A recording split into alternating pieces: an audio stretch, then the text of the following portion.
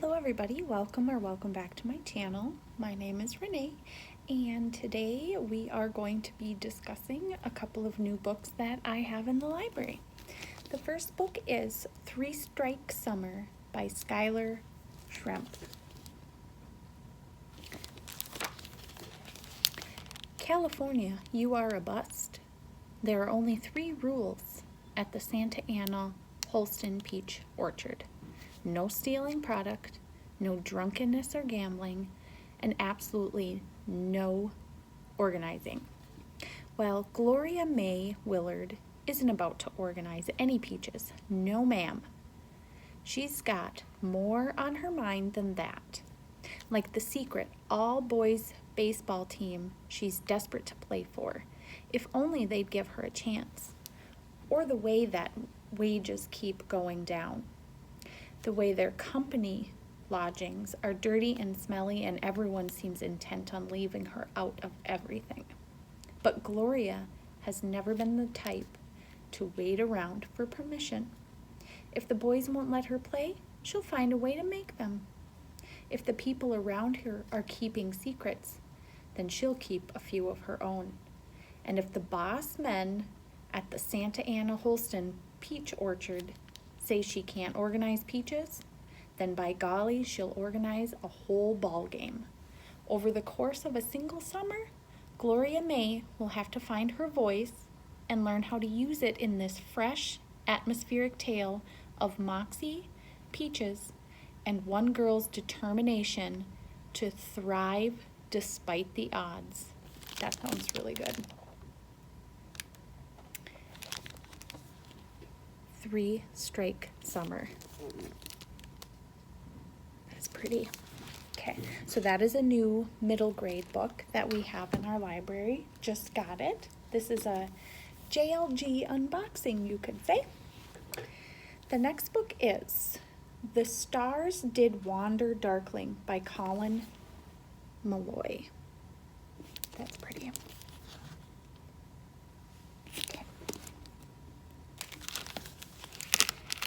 Maybe Archie Coombs has been watching too many horror movies. All of a sudden, the most ordinary things have taken on a sinister edge. A penny on a doormat? A man in a brown suit under a street lamp? The persistent sound of an axe chopping in the middle of the night? He keeps telling himself that this is Seaham, a sleepy seaside town where nothing ever happens. Or at least nothing did until his dad's construction company opened up the cliff beneath the old, some say cursed, Langdon place. Soon, though, he and his friends can't deny it. More and more of the adults in town are acting strangely. An ancient, long-buried evil has been unleashed upon the community, and it's up to the kids to stop it before it's too late. Wow. The Stars Did Wander Darkling. So this is a middle grade horror fantasy book, and we just got this in from JLG as well. Answers in the Pages. I think Colby Sharp on his channel, he read this book and he was raving about this. So Answers in the Pages by David Levithan. I love this cover. That is so cool. Oh, and it's cute. At the top of every chapter, there's like a little marine animal. Okay. Are they gay? Does it matter? Donovan is excited to read The Adventures, the new book Mr. Howe has assigned his class. But before he can dig in, his mother gets her hands on it, and she is not excited about what she reads. Soon, the whole town is freaking out about whether the book's 2 main characters are gay, and Donovan is caught in the middle. Rick and Oliver are the 2 main characters in The Adventurers. They are trying to stop an evil genius from acquiring the Doomsday Code and destroying life as we know it. Meanwhile, Gideon and Roberto have been paired up on their own book project. which draws them closer and closer together. That sounds really good. Answers in the Pages by David Levithan. I think that's how you pronounce it. I'm not sure. So that is also a middle grade. All three of those are middle grade. I just want to say my little get up today. Binoculars. Road Atlas. It's Red Ribbon Week, and today is Tourist Day. So I'm a tourist today. Okay. The next book in our unboxing of JLG is Unfadable by Maurice Brodus. Know your power, fight the power. Okay. Out here in the streets, I'm known as Unfadable. Bella Unfadable Fades is determined to stay out of trouble. A wiser than her years, graffiti artist known for tagging walls and bridges in her Indianapolis neighborhood. The land, Bella plans to spend her summer break lying low and steering clear of anyone who might tip off social services that she's living on her own. But keeping a low profile is all but impossible when Bella discovers people in high places are trying to defund the land. She has to find a way to fight back. Getting involved will mean putting herself out there, making connections with unlikely friends and attracting potential enemies. But if Bella doesn't put her trust in her neighbors and learn how to bring her community together, her home and her future will never be the same. Sounds good. Unfadable.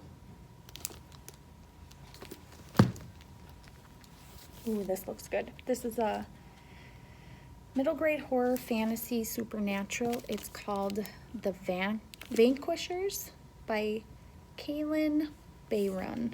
I'm not sure if that's right. I really love the color on this. I'm sorry, it's kind of reflective. Vampires were history until now. Malika, not sure which, Boog Wilson and her best friends have grown up idolizing the Vanquishers, a group of heroic vampire hunters who wiped out the last horde of the undead decades ago. Nowadays, most people no longer take even the most basic precautions against vampires. The days of garlic wreaths and early curfews long gone. But Boog's parents still follow the old rules, not much to Boog's embarrassment. When a friend goes missing, Boog isn't sure what to think. Could it be the school counselor, Mr. Rupert, who definitely seems to be hiding something? Or could it be something even more dangerous? Boog is determined to save her friend. But is she ready to admit vampires might not be vanquished after all? No one ever expected the Vanquishers to return. But if their town needs protection from the undead, Boog and her friends know who to call. The Vanquishers. That looks so good too. Another middle grade. Okay, this one. Can You Survive Dangerous Desert Encounters by Matt Doden. So this is a you choose adventure. There's 36 choices and 16 endings. Can you survive it?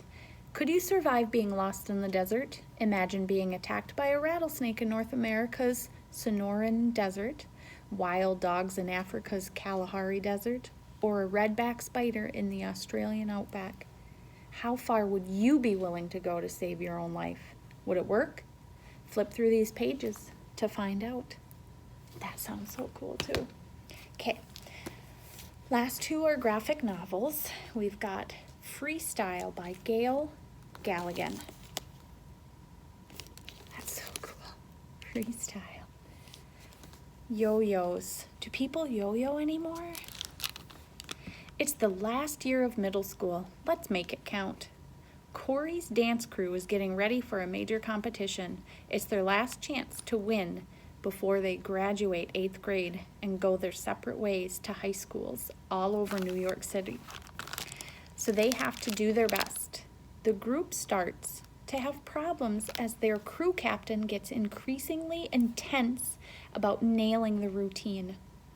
And things go from bad to worse when Corey's parents ground him for not taking his grades seriously. He gets stuck with a new tutor, Suna, who he dismisses as a boring nerd, until he catches her secretly practicing cool yo-yo tricks. Corey wants to learn the art of yo-yo, and as his friendship with Suna grows, he ends up missing practice and bailing on his crew, and they are not happy about it. With mounting pressure coming from all sides, how is Corey supposed to balance the expectations of his parents, school, dance, and a new friend? So let me see if I can, that's so cool. Oh, breakdancing in the street. Let's see if I can get, oh, the colors are just amazing in here. So free solo, that's cool. Okay, last one, another graphic novel, The Prisoner of Shiverstone by Lynette Moore.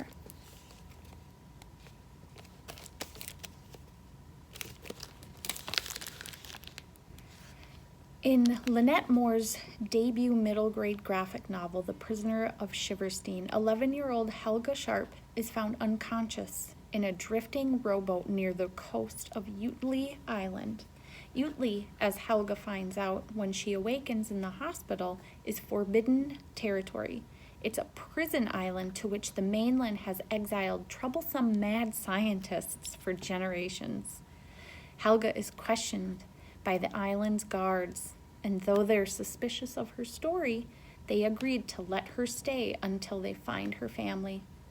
The truth is, it's no accident that Helga landed here. She is a keen inventor, but the mainland is suspicious of all scientists. While working on her projects in secret, Helga made radio contact with Erasmus Lupe, a mysterious genius who was assumed to have met his end in a lab experiment gone spectacularly wrong. But Lope is alive, and Helga is on a mission to rescue him from the prison island. Now Helga must find a way to break Lupe, I'm not sure, out, right under the noses of the heroic family that runs Utley Island. There's only one big problem. He's trapped inside a giant crystal in the Utley Museum. So that's what the crystal is in the back. Let's see.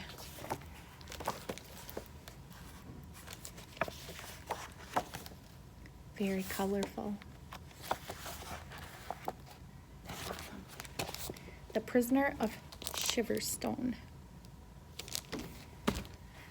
All right, guys, that's going to conclude our little Junior Library Guild unboxing for our middle grade new books in the library. And I will have one more video for October coming up about, I think I'm going to go through some books that are based around Halloween or have a really strong Halloween sense about them. So until I see you in my next video, have a great day. Bye.